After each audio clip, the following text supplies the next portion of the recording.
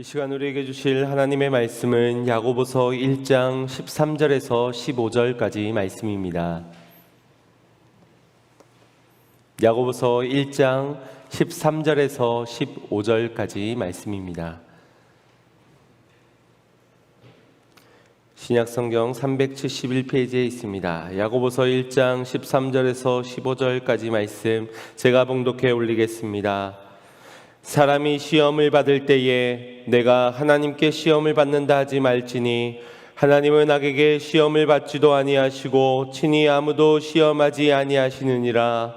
오직 각 사람이 시험을 받는 것은 자기 욕심에 끌려 미혹됨이니 욕심이 잉태한즉 죄를 낳고 죄가 장성한즉 사망을 낳느니라. 아멘. 할렐루야. 오늘도 하나님의 크신 은혜가 있기를 간절히 소망합니다. 우리 모두 하나님의 언약 백성인 줄 믿습니다. 그 약속이 있기에 이 시간 우리가 하나님을 예배할 수 있고 그 약속을 우리가 믿기에 또한 주님 주신 평안을 누릴 수 있는 줄 믿습니다. 이 시간 가운데 주님이 주신 평안으로 주님을 뜨겁게 예배하는 저와 여러분의 되시기를 주님의 이름으로 축복합니다. 우리 좌우 옆을 보면서 먼저 이렇게 인사 나누고 시작하겠습니다. 주님 주신 약속을 붙잡고 평안하시기를 바랍니다. 약속을 붙잡고 평안하시기를 바랍니다. 아멘. 헨리 나우엔의 열린 손으로라는 책을 보면 움켜진 주먹과 펴진 주먹, 이 주제를 가지고 기도에 관해서 설명해 주고 있는데, 기도는 움켜진 두 손을 펴고 하나님께 드리는 것이다 라고 가르쳐 주고 있습니다. 그러나 생각해 보면 이것은 매우 쉬운 일이 아닙니다. 우리의 삶의 방식은 아시다시피 두 손을 불끈 쥐고 경쟁하고 이기기 위해, 쟁취하기 위해 살아가기 때문입니다. 움켜진 두 주먹, 이것 모습을 한번 상상해 보십시오. 매우 긴장되어진 모습에 집착하는 모습, 고집스러운 모습이 담겨져 있습니다. 우리가 싸울 때 주로 주먹을 쥐고 복수하려 할 때, 무언가를 싸워 이겨내려 할 때 주먹을 쥐게 됩니다. 그만큼 마음이 고정되어 있고 때로는 닫혀있는 강팍한 마음의 상태라고도 우리가 바라볼 수 있을 겁니다. 어린아이들도 주먹을 움켜쥔 채 이 손을 펴려 하지 않을 때가 있습니다. 그 손에 들려져 있는 것은 대부분 보잘것없는 것들이지요. 사탕이거나 동전일 때가 많습니다. 그런데 그 움켜진 손을 펴게 하는 것이 여간 쉬운 일이 아니라는 겁니다. 더 많은 동전으로, 더 큰 사탕으로 아이에게 주겠다고 손을 펴보라고 해도 좀처럼 이 손을 펴지 않고, 이제 조금 나이가 들어서 이치를 알면 그게 더 좋은 거구나 하면 이제 그제서야 손을 펴지만, 이내 그 더 큰 동전을 움켜쥐고는 더 꽉 주먹을 쥐는 아이들의 모습을 보게 됩니다. 이처럼 어른이나 아이나 할 것 없이 우리는 힘과 부, 명예, 지위, 소유 등등 욕심을 품고 살아가는 데 있어 불끈 쥔 주먹을 가지고 살아갑니다. 그러니 손을 펴기가 여간 쉬운 일이 아니라는 겁니다. 어쩌면 우리가 기도하는 이유조차도 더 많은 것을 이 두 손에 가득 쟁겨 더 단단히 움켜쥐기 위해서 기도하고 있는지도 모릅니다. 하지만 우리 예수님께서 가르쳐 주신 방법은 우리에게 이 두 주먹을 움켜쥐던 주먹을 펼 것을 원하십니다. 그 주먹을 편 채 용납과 인내, 그리고 겸손과 사랑으로 살아가라고 우리의 삶의 태도를 권면하고 계십니다.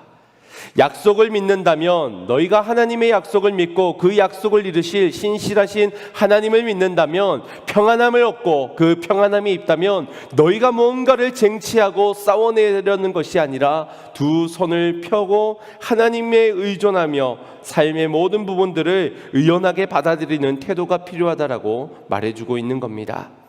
이 모습을 본으로 먼저 보이신 이가 바로 예수님이시지요.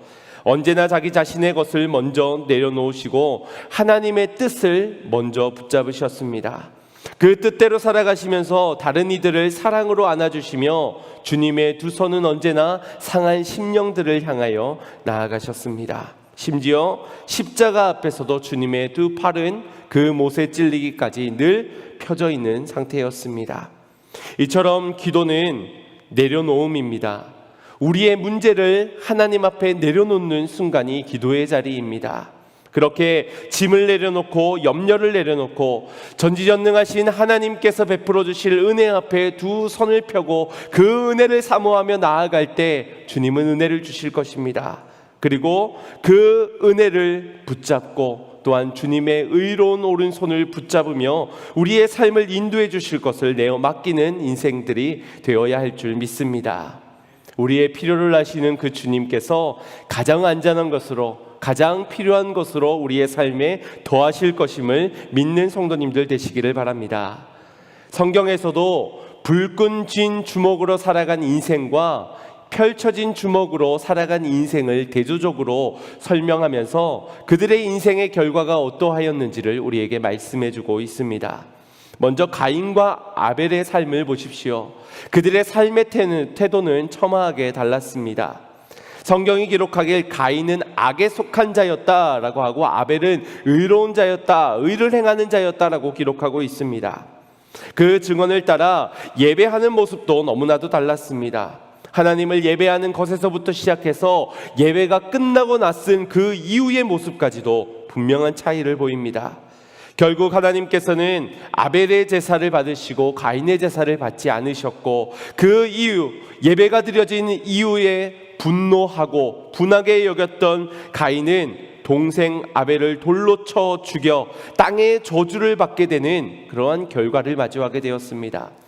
움켜진 주먹에서 내 동생을 시기하고 질투하며 하나님이 나의 예배를 받아주지 않는 그 원망하면서 결국 최초의 살인자가 되게 된 것입니다. 또 믿음의 조상 아브라함과 그의 조카 롯의 인생을 보십시오. 롯은 가지면 가질수록 더 좋은 것을, 더 많은 것들을 가지고 싶어 했습니다. 그런가 하면 아브라함은 그러한 롯에게 동서남북을 바라보며 너가 원하는 것으로 가라, 그 땅을 가지라라고 양보해 주었습니다. 그래서 롯은 기름져 보이는 땅인 소돔과 고모라로 향하게 되었습니다. 불끈 두 주먹을 쥔 롯은 결국 부끄러운 인생의 결말을 맞이하게 되었고, 펼쳐진 두 주먹을 가졌던 아브라함은 믿음의 조상으로 복된 인생을 살아가게 되었습니다. 하나님께서 복을 내려주시는 것을 다 담아낼 수 있는 넓은 그릇으로 나아갔기에 이 모든 축복들을 다 받아 누릴 수 있었던 것이지요. 또 이와 같은 모습은 이스라엘의 초대 왕이었던 사울 왕과 다윗의 모습 속에서도 찾아볼 수가 있습니다. 처음에는 겸손으로 출발하였던 사울 왕이지만 어느 순간 하나님의 뜻보다 자신의 야망을 이루려 하는 그 두 주먹이 움켜쥐어진 욕망과 교만에 사로잡혀진 사울 왕은 결국 사위였던, 결국 하나님의 부름을 받은 다윗을 죽이려 하였습니다. 하지만 다윗은 자신을 쫓는 사울 왕을 선대하였습니다. 그의 편주먹의 방식대로 살아갔기에 사울 왕을 죽일 수 있는 기회가 왔음에도 그에게 선대하였고, 심지어 자신을 반역하였던 아들 압살롬과 저주하였던 시므이까지 편주먹의 방식으로 대하였습니다. 이 사울 왕과 다윗의 인생의 결과는 여러분 굳이 말하지 않아도 여러분도 잘 아실 것입니다. 그렇다면 오늘날 저와 여러분은 어떤 방식으로 살아가고 있을까요? 두 주먹에 힘을 꽉 쥐은 채 그렇게 힘주어 살아가고 있습니까? 아니면 펼쳐진 두 주먹 사이에서 하나님의 은혜대로, 하나님의 약속하신 대로 평안히 살아가고 있습니까? 주먹을 쥔 인생에는 힘이 잔뜩 들어가 긴장함이 있고 스트레스가 있고, 또 그런 과다한 경쟁 속에서 자칫 하나님께서 우리에게 허락하여 주신 그리스도인 다움을 놓쳐버리게 되는 것입니다. 강팍해진 마음은 세상에서 더 많은 소유를 얻을 수 있을지는 모르겠지만 정작 하나님의 은혜는 놓쳐버리게 되는 것이 바로 이 움켜진 두 손에서의 강팍한 마음입니다. 우리가 이 풍요로운 계절 가을을 맞이하면서 우리의 삶의 태도를 주 예수 그리스도께서 본을 보여주신, 가르쳐주신 그 모습대로 움켜진 손을 하나님 앞에 펼쳐들고 주의 은혜를 채워지기를, 그 은혜를 사모하며 받으시며 살아가시기를 간절히 소망합니다. 뿐만 아니라 은혜를 받는 것에서 그쳐지는 것이 아니라, 받아서 내게만 머무는 것이 아니라 펼쳐진 손에서는 그 복이 나누어지는 것입니다. 복의 근원으로서 나와 함께하는, 나와 마주하는, 나를 축복하는 자들에게 축복을 전해줄 수 있는 그러한 인생, 그래서 내 인생만이 달라질 뿐이 아니라 함께하는 사람들에게까지 은혜와 평강이 전해지게 하는 삶이 바로 이 움켜진 손을 편 인생의 방식대로 살아갈 때 나타나는 열매인 것입니다. 기도할 때도 그렇고 삶의 모든 자리에서 여러분의 움켜진 손을 주님의 약속 안에서 펴시고 주의 은혜와 평강으로 채우며 살아가시기를 간절히 소망합니다. 오늘 본문에서도 우리가 움켜진 주먹으로 살아갈 때 우리의 신앙생활뿐만 아니라 인생에 전반적으로 악영향을 끼치게 되는, 거기에 대해서 야고보 사도가 말해주고 있습니다. 먼저 13절 말씀 합독해 보겠습니다. 시작. 사람이 시험을 받을 때에 내가 하나님께 시험을 받는다 하지 말지니 하나님은 악에게 시험을 받지도 아니하시고 친히 아무도 시험하지 아니하시니라. 아멘. 여기 먼저 서두에 사람이 시험을 받을 때라고 이 때를 지금 지칭하고 있는데, 사람이 시험을 받는다는 거에 있어서는 크게 이의가 없으실 겁니다. 그런데 그 다음으로 이어지는 말이 그때에, 너희가 시험을 받을 때에 내가 하나님께 시험을 받는다 하지 말지니 라고 말씀하고 있는 것에는 선뜻 동의가 되어지기가 어려울 것입니다. 물론 믿음이 너무 좋으신 성도님들께서는 성경에 그렇다고 하면 그런 거지 하면서 쉽게 아멘 하실 수 있으신 분도 계시겠지만, 시험을 받아서 시련을 참고 그 시련 속에서 고통과 때로는 낙심 가운데 머물러 있었던 분들이라면 이 부분은 뭔가 잘못되었다라는 생각이 드실 겁니다. 앞서 12절까지의 말씀을 통해서 야고보 사도가 전해준 것은 하나님이 주시는 시험에 대한 우리의 태도가 어떠해야 되는지를 말씀해 주었고, 그 태도에 있어서는 하나님의 선하신 목적이 있음을 믿는다면 시험을 당하나 기뻐하라는 것이 믿는 사람들을 향한 요청이었습니다. 그랬던 야고보 사도가 13절에서 오늘 본문에서는 하나님께 시험을 받는다 하지 말라라고 전하고 있습니다. 받았는데 받지 않았다라고 거짓말을 요구하고 있는 것처럼, 모순된 말을 하는 것처럼 의아해할 수 있습니다. 우리는 이 난해한 구절의 해석을 위해서 그 뒤에 또한 이어지는 본문 말씀을 먼저 해석해 보아야 할 것 같습니다. 13절의 후반절에 보면 하나님은 악에게 시험을 받지도 아니하신다라는 구절이 있습니다. 누가복음 4장 말씀을 보면 예수님께서 성령에 이끌려서 광야로 나아가셨을 때에 40일 금식할 때 사단이 마귀가 세 가지 시험을 가지고 찾아온 것이 기록되어져 있습니다. 첫 번째 시험이 무엇이었습니까? 굶주린 예수님에게 돌을 떡이 되게 만들어 보라 하였지요. 그리고 그 예수님께 내게 절하면 모든 영광과 권세를 주겠노라라고 이야기합니다. 그리고 마지막 시험으로는 높은 성전 꼭대기에 올라가 하나님의 아들이거든 뛰어 내려보라라 라는 시험을 합니다. 인간이 가지는 가장 기본적인 욕구를 가지고 사단이 예수님을 시험한 것입니다.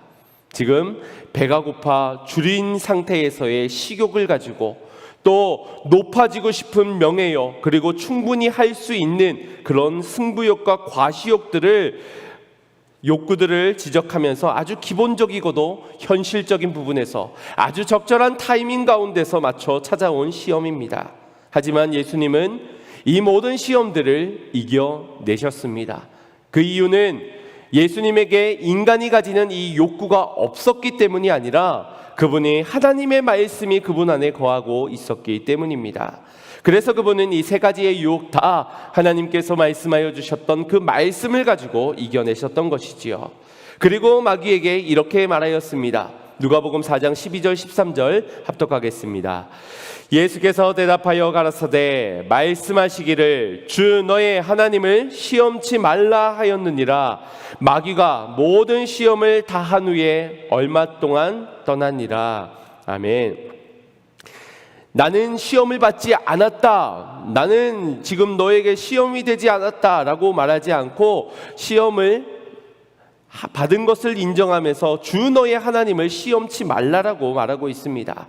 마귀는 자신이 가져온 모든 시험, 더 남은 것이 없는 시험을 다 예수님에게 쏟아놓고 왔고, 그러나 예수님은 그 시험에 들지 아니하셨습니다. 그리고 시험치 말라, 너희 하나님을 시험치 말라라고 명하셨지요. 다시 13절로 오늘의 방금 누가복음 4장의 말씀을 가지고선 다시 13절로 돌아가서 결국 악에게 시험을 받지 않으신다라는 말은 한 번도 사단에게 시험을 당한 적이 없다, 시험을 받으신 일에 대한 부정을 하고 있는 것이 아니라 그날에 찾아온 시험이 말씀으로 육신되어신 예수님에게 있어서는 시험이 되지 못했다라는 것, 시험으로 넘어지지 아니하셨다는 것을 말씀하고 있는 겁니다. 그렇기에 사람이 시험을 받을 때라는 그 전제 조건은 인간이 시험을 당해 넘어졌을 때, 이것을 영어 성경에는 이 시험을 템플테이션, 유혹이라고 번역을 하고 있습니다. 즉 사람이 시험을 받을 때라는 말은 사람이 유혹을 받을 때라는 것이고, 사람이 유혹을 받을 때 하나님께서 우리를 유혹하신 것이라고 말하지 말라라고 야고보 사도가 말하고 있는 겁니다. 야고보가 이렇게까지 말하는 이유가 무엇이겠습니까? 그만큼 우리가 유혹당함에 있어서 그 원인을 하나님께로 돌리고 있다는 겁니다. 하나님께 원망의 화살을 돌리기 때문에 이와 같이 그리하지 말라 하신 거겠지요. 우리 하나님은 거룩한 분이십니다. 다른 말로 하자면 죄가 없으신 분이요 죄와 함께할 수 없는 분이십니다. 그런 분께 우리가 하나님께서 우리로 시험을 받게 하셨다, 나로 유혹에 죄를 짓게 하셨다, 넘어지게 하셨다라고 원망을 하고 있는 겁니다.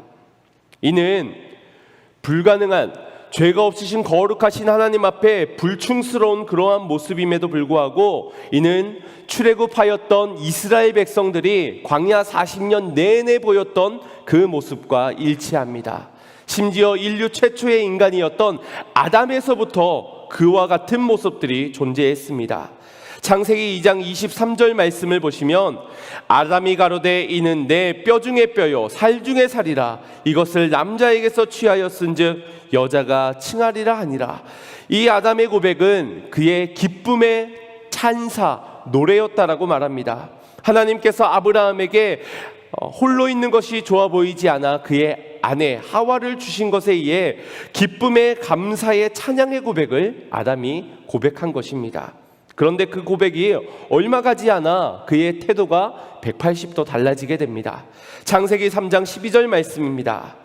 아담이 가로되 하나님이 주셔서 나와 함께 하신 여자 그가 그 나무 실과를 내게 주므로 내가 먹었나이다. 지금 그의 고백에서 자신의 죄를 시인하고 있습니까? 아니면 하나님에 대해서 원망의 소리를 하고 있는 겁니까?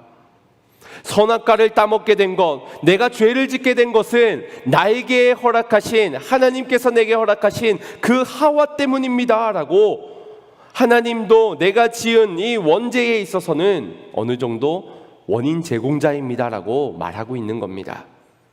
근데 이 모습이 마치 우리의 모습을 보고 있는 것 같지 않습니까? 왜 선악과는 만들어가지고, 왜 그 선악과를 동상 그 중앙에 두셔가지고 우리로 이렇게 유혹에 빠지게 만드는가? 왜 저 사람을 만나게 하시고 저 사람과 사귀게 하시고 저 사람으로 믿게 하시고 왜 나를 막아서지 아니하셨는가? 하나님을 원망하면서 광야로 이끄신 것부터 광야가 왜 40년 동안 가야 합니까? 빨리 가나안 땅에 들어갔다면 불만 불평 안 했을 텐데 말입니다 하면서 내가 유혹에 넘어지게 된 것은 다 하나님 때문입니다. 불만 불평하는 우리들의 모습과도 같아 보입니다. 잠언 기자도 우리 인간의 모습을 이와 같이 증언하고 있습니다. 잠언 19장 3절 말씀입니다. 시작. 사람이 미련함으로 자기 길을 굽게 하고 마음으로 여호와를 원망하느니라. 아멘. 사람이 미련한 거로 자기 길을 굽게 만들었음에도 불구하고 그의 마음에서 하나님 여호와를 원망하는 것입니다. 우리가 여기에서 여호와를 원망하는 사람이 나는 아니라고, 나는 제외되기를 바라는 간절한 마음이 있겠지만, 미련한 우리도 하나 예외 없이 모두가 다 자기의 귀를 굽게 하고 하나님께 원망의 화살을 돌려 세우는 그들과 다를 바가 없습니다. 눈앞에 놓인 문제를 보면선 누군가를 원망하려 하는 것이 우리들이라는 것이지요. 그러나 이것을 누구의 문제라고 성경은 말해주고 있습니까? 14절 말씀입니다. 합독하겠습니다. 오직 각 사람이 시험을 받은 것은 자기 욕심에 끌려 미혹됨이니니. 아멘. 하나님께서 원인을 제공한 것이 아니라 자기 욕심에 의하여서 그 욕심이 끌고 그 욕심으로 미혹된 것이다 라고 말해주고 있습니다. 보암직도 하고 먹음직도 하고 탐스럽기도 한, 그래서 탐하고 싶은 그 욕심, 그것을 먹어서 나도 내 눈이 밝아져서 하나님처럼, 그래서 하나님처럼 높아지고 싶고 하나님처럼 찬양받고 싶은 그 욕심이 나를 끌었고 그 욕심이 나를 미혹해 만들었다라고 말해주고 있는 겁니다. 인간은 누구나 이와 같은 욕심을 갖고 있습니다. 육에 속한 자, 육체의 정욕을 따르는 자, 육의 것으로 채우려 하는 자들이 바로 우리 인간들입니다. 그래서 이 육신을 영어로 플래시라고 하는데, 그 영어의 스펠링을 반대로 뒤집으면 H를 띄고 남으면 셀프, 나 자신이라는 단어가 담겨져 있습니다. 그리고 우리가 성경의 공부를 하다 보면 이 H의 자리를 의자라고 봤을 때 예수님이 어디에 있는가, 십자가가 어디에 있는가 혹시 공부를 해보셨는지 모르겠습니다. 근데 이 주인의 자리에 내가 앉아져 있는, 나 자신이 앉아져 있는 그 모습이 바로 육신의 정욕을 따라 쫓는 사람을 말하고 있는 겁니다. 이것을 연결하여서 해석해보면, 내가 내 인생의 주인의 자리에 앉아서 자기의 만족을 취하기 위해 추구하며 살아가는 인생, 내가 높아지고 나로 만족하기 위해서 살아가려는 인생이 바로 육에 속한 사람이라고, 욕심을 가지고 살아가는 사람이라고 말해주고 있는 겁니다. 성경은 육신을 쫓지 말고 육신의 정욕을 제어하며 육체를 십자가에 못 박으라고 우리에게 말씀합니다. 또한 육신의 일을 도모하지도 말고 우리가 그리스도의 남은 고난을 우리의 몸에 채워갈 것을 말씀하셨습니다. 그리고 오직 성령을 따를 것을 말씀하셨습니다. 그럼에도 불구하고 우리가 성령을 따라 말씀대로 살아가지 않고 육을 따라 육의 것을 채우기 위해 자기 욕심에 끌려 살아가는 삶은 곧 시험이 올 때 넘어지고 유혹에 빠지는 자요, 곧 그 모습은 죄의 모습이라고 말해주고 있습니다. 이 욕심의 결과는 참으로 참담합니다. 15절 말씀을 보겠습니다. 시작. 욕심이 잉태한 즉 죄를 낳고 죄가 장성한 즉 사망을 낳느니라. 아멘. 자기 욕심으로 시작되어져 우리가 죄에 빠지게 되고 죄가 장성하여 사망을 낳게 되는, 연결되어져 있는 이 상황 가운데서 우리가 욕심을 과연 어떻게 바라보고 있습니까? 단순히 시험을 받는다는 것이 시험을 치렀다, 시험 중에 있다, 시험에서 우리가 조금 실수를 하고 잘못을 했다라는 말이 아닙니다.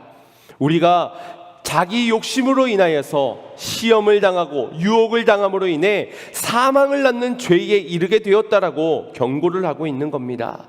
그럼에도 불구하고 우리 안에 있는 욕심을 여러분들은 어떻게 바라보고 계십니까?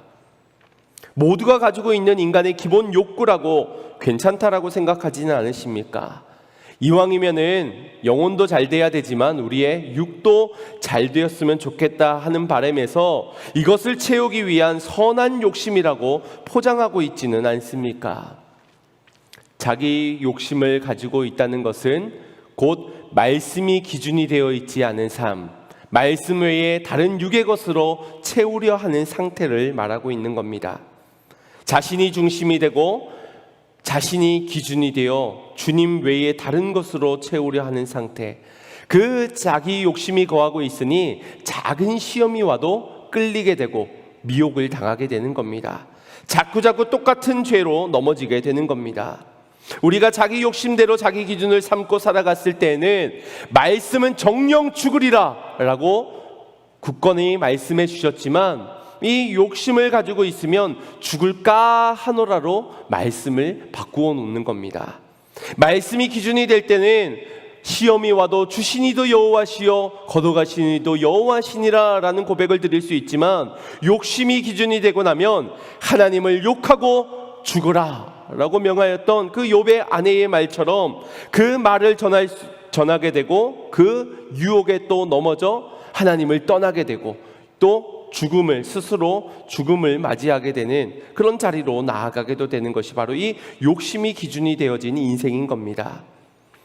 내가 기준이 된 삶에는 하나님의 명령, 그것은 내가 갖추어졌을 때 내가 할 수 있는 것에는 얼마든지 순종할 수 있지만, 불가능해 보이는, 내가 가진 것이 없을 때, 심지어 내가 시험을 당했을 그때에는 하나님의 명령은 순종할 수 없는 명령이라고 믿습니다. 명령에 순종하지 않는 것이 곧 죄인데, 그 죄를 짓고도 오히려 하나님이 내게 덜 축복해 주셔서 그렇습니다. 아니, 하나님의 명령이 너무 과하기 때문입니다. 어떻게 그렇게 살 수 있습니까? 라고 말을 하는 겁니다. 그것이 바로 하나님을 원망하는 것이지요. 그 상태가 바로 사망을 낳게 되는 죄를 짓고 있는 상태인 겁니다.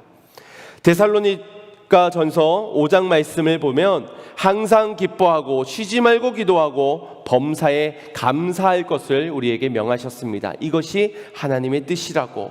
그러니 우리는 이 명령대로 순종한다면 항상이 되어야 하고 쉬지 말고가 되어야 하고 범사가 되어야지만 온전한 순종입니다. 그것이 언제나 늘, 시험이 올지라도 언제나 늘 항상이 되지 못한다면 그것은 불순종인 것이지요. 이 순종이 바로 그리스도 예수 안에서 하나님의 이 뜻 안에서 이루어지는 것인데, 우리가 예수 밖에 있으니, 말씀을 떠나 있으니 이 말씀은 순종할 수 없는 불가능한 말씀으로밖에 보여지지가 않는 겁니다. 그렇게 예수 밖에서, 말씀 밖에서, 말씀이 기준이 되지 않고 내가 기준이 된 그 삶에서 바라보는 이 말씀 가운데서는 우리는 순종하기가 어려운 것이지요. 그렇게 시험이 찾아왔을 때 남을 탓하는 순간엔 우리 안에 있는 기쁨마저 사라져버리게 됩니다. 우리가 불평을 늘어놓는 순간엔 기도하지 않는 죄까지도 범하게 되는 겁니다. 광야일지라도 거기에서 하나님께 범사가 감사되어져야 하는데, 광야인이라고 해서 결국 감사하지 않는다면 자기 욕심대로 살아가게 되는 것입니다. 우리가 욕심으로 인해 죄를 지으며 살아가면서도 우리 안에는 이런 생각들이 있지요. 이건 사단이 너무 악해서 그런 거라고, 사단이 너무 악하게 나를 시험하기 때문에, 혹은 나를 이렇게까지 테스트하시는 하나님 때문이라고, 아니면 사람 잘못 만나서 때를 잘못하고 나서 그런 것이라고 말합니다. 안타깝게도 많은 사람들이 믿음이 있음에도, 신앙이 있음에도 다른 사람을 탓하고 원망하는 것이 습관처럼 된 사람들이 있습니다.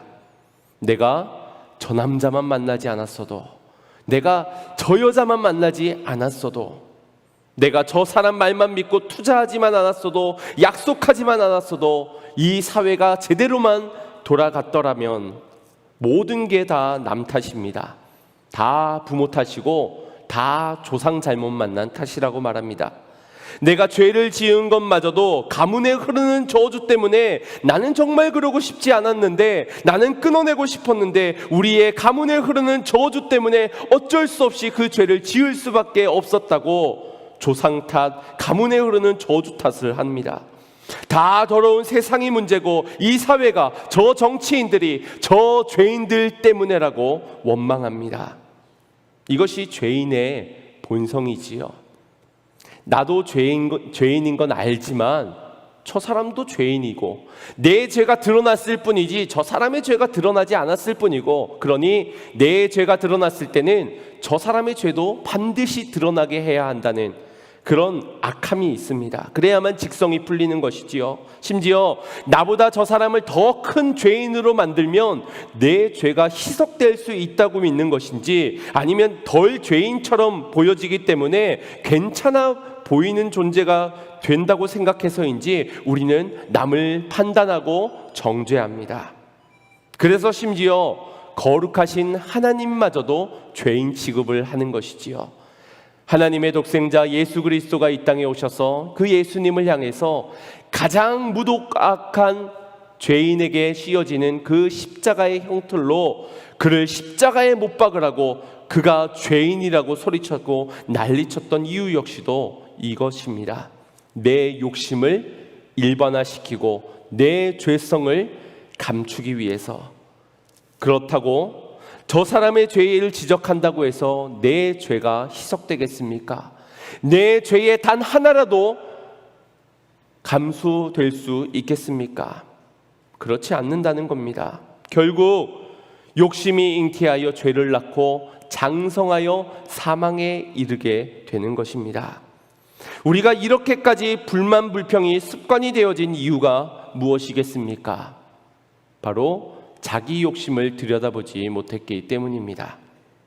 하나님께서는 때로는 징계를 통해서 스스로를 돌아볼 수 있는 기회를 주셨지만 너희 안에 있는 그 죄가 너희를 끌어 너희를 미혹해 함으니 너희의 욕심을 바라보라라고 징계하시는 과정 속에서도 그 기회를 남탓만 하는 것으로 시간을 허비하다 보니 회개도 없고 돌이킴도 없고 결국 그대로 죄를 낳고 사망에까지 이르져 버리는 것입니다. 그래서 후히 주시는 하나님께 지혜를 구하라 라고 말하는 겁니다.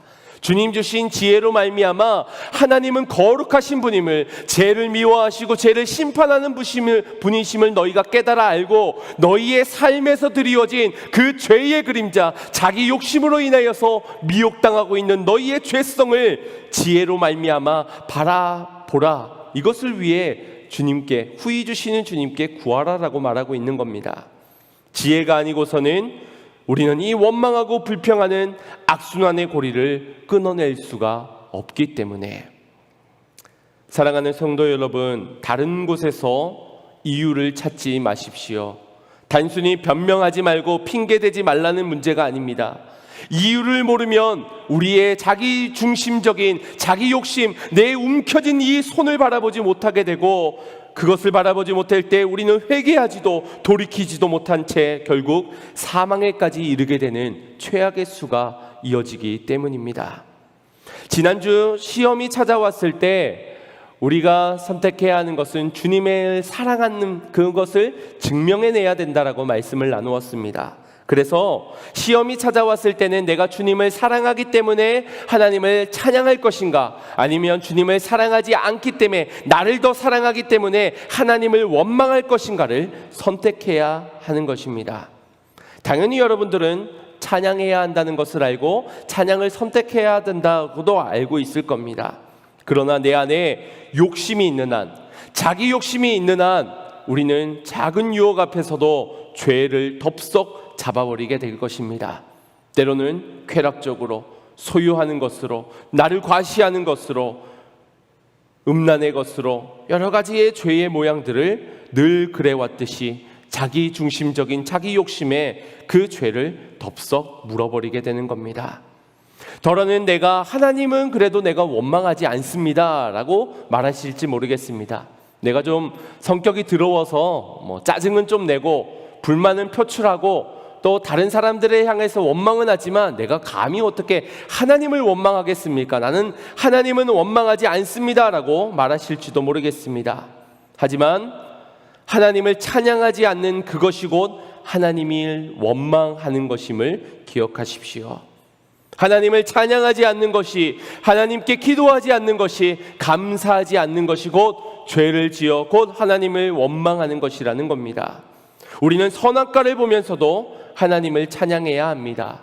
그래, 선악과 저걸 하나님께서 저것만큼은 먹지 말라 명령하시지, 먹으면 죽는다 하셨지. 그러나 저 선악과를 보니 내가 받은 은혜를 알겠구나. 동산에 있는 모든 나무의 실과를 다 내게 허락하신 하나님의 축복을 내가 입었구나. 그것을 동산 중앙에 있는 선악과를 보면서 깨닫게 되는 겁니다. 그 선악과를 보면서 하나님을 찬양하게 되는 것이지요. 그래서 동산 중앙에 가장 눈에 보여지는 곳에 그 선악과를 둔 것이다 라고도 보여집니다. 그럼에도 불구하고 말씀을 놓치고 살아가니 찬양을 하지 않으니 곧 욕심이 잉태하여 원망을 하게 되는 것입니다. 광야로 백성들을 이끄신 하나님은 그 광야의 40년을 통하여서 자기 자신을 드러내 보이셨고 이스라엘 백성들을 택한 백성답게 낮추시고 또 겸손히 하시며 그들을 만들어 가시려는 선한 계획이 있으셨습니다. 그 가운데 이끄셨건만 그들은 광야에서 하나님을 찬양하지 못했습니다. 하나님께서 뭔가 기적을 베푸시면 그때 잠깐 감사를 드렸다가도 찬양을 드렸다가도 다시금 원망하고 불평하였습니다. 결국 감사가 중단되고 찬양이 멈춰지는 그 순간 우리에게 찾아오는 것이 원망이요 불평인 것입니다. 출애굽기 20장 20절 말씀 함께 합독하겠습니다. 시작.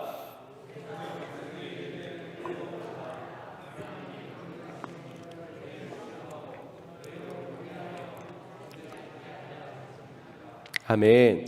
하나님께서 시험하시는 이유는 하나님을 경외하고 저희로 범죄치 않게 하시기 위해 시험하셨다라고 말씀하십니다. 그럼에도 불구하고 이스라엘 백성들은 시험이 왔기에 하나님을 경외하지 않았고 경외하지 않는 것으로 끝나져 버리는 것이 아니라 자신의 욕심을 의해 죄를 지어 우상을 만들고 우상을 섬기며 하나님께 왜 나를 이 광야에 이끌어 여기에서 죽게 만드냐고 하나님께 원망을 하였습니다. 이처럼 우리가 어떤 시험, 어떤 상황, 어떤 문제 가운데서 하나님을 찬양하고 있는지, 하나님께 감사하고 있는지를 돌아보십시오.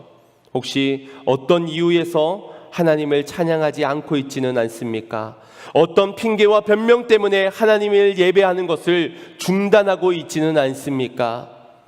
항상 쉬지 말고 범사가 하나님께 예배되어져야 하지만 결국 자기 용심에 의하여서 만족되어지 않는 나의 인생의 원망과 불평으로 인해 예배도 감사도 찬양도 중단되어진 우리의 인생은 아닌지요. 고린도전서 10장 13절 말씀은 많은 신앙인들이 시험을 당하였을 때에 되뇌어지는 그러한 구절입니다. 함께 합독해 보겠습니다. 시작. 사람이 감당할 시험 밖에는 너희에게 당한 것이 없나니 오직 하나님은 미쁘사 너희가 감당치 못할 시험 당함을 허락지 아니하시고 시험 당할 즈음에 또한 피할 길을 내사 너희로 능히 감당하게 하시느니라. 아멘. 많은 그리스도인들이 고난 앞에서 이 구절을 떠올리게 됩니다. 하나님, 감당할 시험만을 주신다 하셨는데 이게 뭡니까? 이걸 어떻게 감당하라고 나에게 주시는 겁니까? 너무 힘듭니다. 피할 길을 주신다 하셨는데 어디를 둘러봐도 피할 길은 없습니다. 사방이 막혀져 있습니다. 오히려 이 말씀 때문에 더 원망이 되고 더 불평이 되는 겁니다. 말씀은 이렇게 하셨는데 왜 내 인생은 이 모양 이 꼴이냐고 엎친 데 덮친 격으로 너무 버겁다고 말합니다. 피할 길을 찾고 싶고 감당할 수 있다라고도 스스로 생각해 보려 하지만 전혀 빠져나갈 구멍이 보이지 않는 인생에 기도해 보지만 이 마음의 답답함이 사라지지 않고 이 해결되지 않는 문제로 인해서 기도도 나오지 않고 찬양도 안 되고 감사도 되어지지가 않는 겁니다. 우리가 이 구절을 오해하지 말아야 하는 것은 먼저 감당할 시험을 너희에게 허락하신다, 감당치 못할 시험을 허락하지 않으신다 하실 때에 여기에서의 감당할 시험이라는 것은 그 시험의 크기나 길이를 말하고 있는 것이 아닙니다. 얼마나 많은 시험들이 찾아오는가 양을 의미하고 있는 것도 아닙니다. 감당할 시험은 너희가 믿음으로 설 수 있는 시험, 너희가 믿음을 가지고 헤쳐나간다면 능히 감당해낼 수 있는 시험, 믿음이 있으면 감당 못할 시험은 허락지 않으셨다라고 말해주고 있는 겁니다. 그러니 믿음이 없으니 이 시험이 도저히 감당하지 못할 시험처럼 보여지는 겁니다. 또 시험 당할 즈음에 피할 길을 내신다라고 말씀하셨는데, 시험을 당할 때 도저히 둘러봐도 어디 돌파구가 보이지 않는 그 인생길 가운데서 너희가 죄를 짓는 그 길밖에 없는 것이 아니라 너희로 믿음을 다하여서 그 시험의 자리에, 시험이 당한 그 즈음에도 하나님을 찬양할 수 있는 길이 있고, 하나님을 예배할 수 있는 길이 있고, 하나님께 감사할 수 있는, 믿음으로 나아갈 수 있는 그 길을 너희의 인생길에 내어주셨다라고 말해주고 있는 겁니다. 너희로 피할 길은 이 시험이 끝나져 버리는 그 길이 아니라 그 시험에서도 하나님께 항상 쉬지 않고 범사가 예배되어질 수 있는 그 길을 주셨다라는 것입니다. 누가 주셨습니까? 예수 그리스도. 그분이 길이요 진리요 생명이 되어 주시어서 나로 말미암아 그 생명길을 걷도록 그 길을 내어 주셨기 때문에 우리는 믿음으로 그 길을 걸어가며 이 모든 시험들을 능히 감당케 하신 것입니다.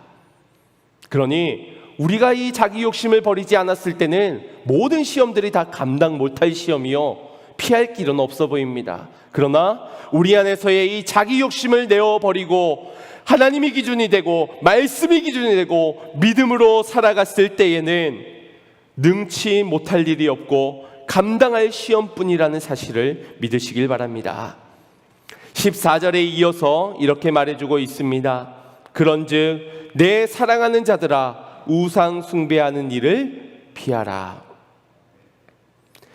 내가 너희의 인생길에서 우상을 없애줄게. 그 우상이 있으니까 너희가 자꾸 유혹을 당하지, 내가 너희의 인생에서 우상은 아예 얼씬도 못하도록 다 막아주겠노라 라고 말씀하지 않았습니다. 내 사랑하는 자들아, 너희가 우상 숭배하는 일을 피하라. 그 피할 수 있는 길을 택한 백성들, 약속으로 부름받은 자녀들에게 그 피할 수 있는 길을 내어주셨기 때문에 너희가 믿음으로 피해내라는 것입니다. 내가 너희에게 내어준 그 길을 따라서, 생명의 길을 따라 믿음으로 피해내라는 것입니다. 이처럼 우리의 인생길에 피할 길을 내어주신 하나님을 우리가 어찌 원망할 수 있겠습니까? 어찌 불평할 수 있겠습니까? 자기 욕심대로 끌려 미혹을 당하였던 우리의 인생의 결과를 두고 어찌 하나님의 문제라고 말할 수 있겠습니까? 주님은 이렇게까지 사랑하는 자들에게 길을 내어주시며 그 길로 오라고 초대하고 계신데, 내 욕심 때문에 나타난 결과를 가지고 하나님이 날 시험하셨느니 이 유혹 때문에, 이 시험 때문에 더 이상은 주님을 찬양할 수 없겠다고, 감사가 나오지 않는다고, 예배가 되어지지 않는다고, 저것을 채워주지 않는다면 내 인생은 불행해질 수밖에 없다고, 그렇게 우리가 우리의 입술로 죄를 지어서야 되겠습니까? 기억하십시오. 다 우리의 욕심 때문입니다. 내가 중심이 되고 자기중심적인 사고를 가지고 내 것을, 육의 것을 채우기 위해 살아갔던 그 기준이 결국 감당할 시험만을 주시는 그 주님을 원망하며 피할 길을 내어주시는 그 주님의 길을 떠나가는 것입니다. 욕심이 있기에 감사도 빼앗게 되고 예배의 대상마저도 바꾸어 버리면서 그렇게 사망의 길을 점차 걸어가고 있는 우리의 인생, 결국 우리의 삶의 태도가 불끈 움켜진 이 주먹이기 때문에 하나님을 찬양할 수가 없는 겁니다. 이 움켜진 주먹 때문에 감사도, 기도도, 예배도 늘 형식적으로, 내가 좋을 때는 얼마든지 드려질 수 있지만 조금 문제가 생기고 조금 어려움이 생기면은 할 수 없다고, 예배하지 않겠다고 그렇게 으름장을 놓는 것입니다. 결국 불끈 움켜진 주먹의 우리의 삶의 태도가 하나님을 향한 온전한 찬양을 막아서는 것입니다. 시험이 우리의 인생에 왔을 땐 환난을 견뎌내며 시련을 견뎌내는 인생이 있는가 하면 그 시험에서 환난 중에 넘어져 유혹에 빠져 죄를 짓는 사람도 있습니다. 결국 이 시험이 왔을 때 믿음으로 견뎌내어 시련을 당해내는 자는 예비되어진 축복을 얻게 되지만, 이 유혹 앞에서 자기 욕심에 끌려 죄를 짓는 자들은 결국 사망의 심판에 이르게 되는 것입니다. 사랑하는 성도 여러분, 우리의 삶의 기준, 움켜진 주먹의 손을 곧게 펴고 하나님의 약속을 바라봅시다. 언약의 하나님, 그리고 이루시는 성실하신 하나님, 그분이 주시는 평안 안에서 우리의 손을 펴고 주님께서 지혜를 달라고, 지혜를 말미암아 자기중심적으로 자기 욕심대로 살아갔던 나를 보게 하여 주시고, 거룩하신 주님을 보며 표대 되신 주 예수 그리스도를 따라 생명길을 걸어갈 수 있는 자가 되기 위해 주여 내게 지혜를 주시옵소서. 우리의 손을 펴며 기도하는 자가 되어야 할 줄 믿습니다. 광야에서도 우리에게 피할 길을 내시는 하나님은 찬양받기에 합당하신 분이십니다. 높임받기에 합당하신 분이십니다. 여러분의 이 시간 그 어떤 이유가 되더라도 하나님을 예배하지 않아도 될 이유가 되지 못합니다. 우리의 움켜진 주먹을 펴고 하나님의 은혜를 찬양하시고 영원토록 예배하는 인생들이 다 되시기를 주님의 이름으로 축원드립니다. 사람이 마음으로 자기의 길을 계획할지라도 그 걸음을 인도하시는 분은 여호와 하나님이시지요. 우리가 마음으로 자기의 인생길을 어떻게 계획하겠습니까? 욕심이 가득한 인생길을 계획하겠지요. 어떻게 하면 저 사람보다 더 많이, 더 높이, 더 많은 것들로 가질 수 있을까? 자기 욕심이 가득 담긴 인생 가운데서 그 움켜진 주먹으로는 결국 한 걸음을 걷어 원망하고 또 한 걸음을 걷으며 불평하는 제자림 걸음을 하는 인생일 겁니다. 그러나 이제 우리가 우리의 인생길을 우리가 마음으로 자기 욕심으로 계획할지라도 그 걸음을 인도해 가시는 여호와 하나님은 우리의 욕심을 내려놓게 하시고 감사의 한 걸음으로, 찬양의 한 걸음으로, 쉬지 않고 기도하는 한 걸음으로 그렇게 영원토록 하나님을 예배하는 발자취로 주님 앞에 나오게 우리를 초대하고 계십니다. 우리 그 주님의 부르심을 따라서 주님의 말씀을 붙잡고 약속 가운데 거하며 영원토록 하나님을 예배하는 인생들 다 되어지시기를 주님의 이름으로 축원드립니다. 우리 말씀을 생각하시면서 찬양의 고백을 드릴 때 주님, 나의 삶의 모든 형편, 사정, 그 모든 것 주님께서 아시는 줄 믿습니다. 내가 어려운 거, 내가 힘든 거 아시는 줄 믿습니다. 그러나 믿음이 있다면 감당할 시험이요, 믿음이 없으면 감당치 못할 시험일지언데 주님은 나를 시험당할 쯤에 믿음으로 피할 길을 내어주시니 주여 그 피할 길을 걸어가며 당신을, 하나님만을 선택하고 하나님만을 예배하겠습니다. 하나님만을 찬양하겠습니다. 우리 이와 같은 고백을, 이 찬양의 고백을 통해서 함께 드려지기를 소망합니다.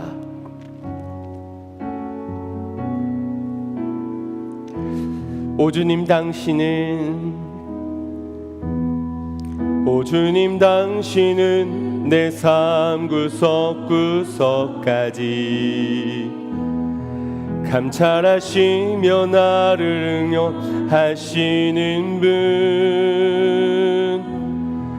내 길을 밝혀서 영원한 생명의 길로 인도하시며 나를 격려하시는 분, 크고 작은 갈등을 겪곤 하지만 항상 결국 당신을 선택합니다. 나의 유일한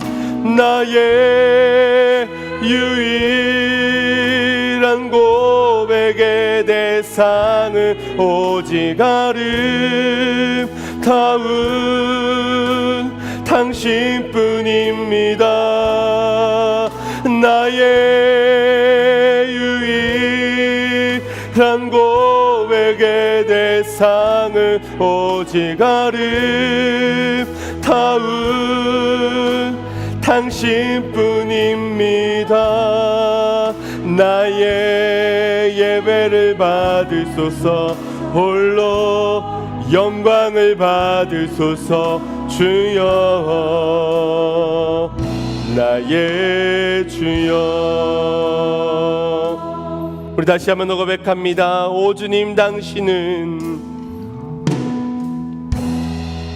오 주님 당신은 내 삶 구석구석까지 감찰하시며 나를 응원하시는 분, 내 길을 밝혀서 영원한 생명의 길로 인도하시며 나를 격려. 다시 한번 더 고백합니다. 오 주님 당신은 내 삶 구석구석까지 감찰하시며 나를 응원하시는 분, 내 길을 밝혀서 영원한 생명의 길로 인도하시며 나를 격려하시는 크고 작은 갈등을 겪고 나지만 항상 결국 당신을 선택합니다. 나의 유일한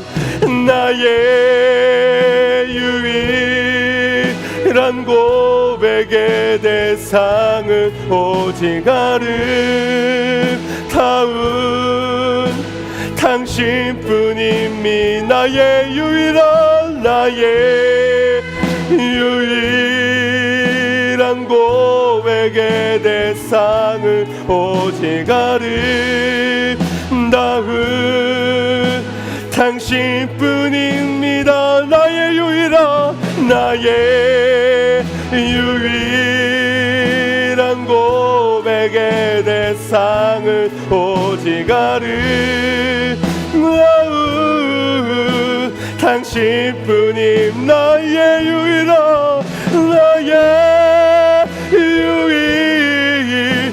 고백의 대상은 오직 아름다운 당신뿐입니다.